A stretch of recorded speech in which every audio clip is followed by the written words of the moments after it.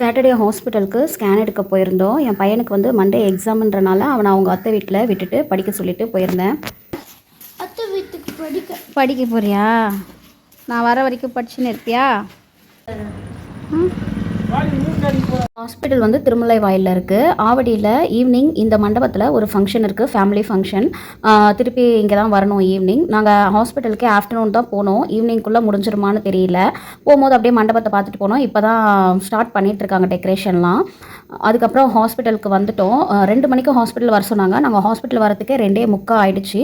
அதுக்கப்புறம் உள்ளே போயிட்டு ஸ்கேனுக்கு பில்லுலாம் போட்டுட்டு வெளியில் வெயிட் பண்ணிகிட்டு இருந்தேன். நான் வந்து கடைசிக்கு முன்னாடி, எனக்கு முன்னாடி நிறைய பேர் இருந்தாங்க.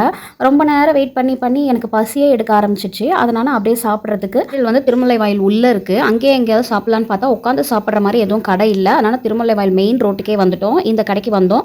ஃபஸ்ட்டு ஒரு பப்ஸு சொல்லியிருந்தேன், பிரெட் ஆம்லேட் சொல்லியிருந்தோம். அது ரெடியாக வர வரைக்கும் பப்ஸு சாப்பிட்டுட்டு இருந்தோம்.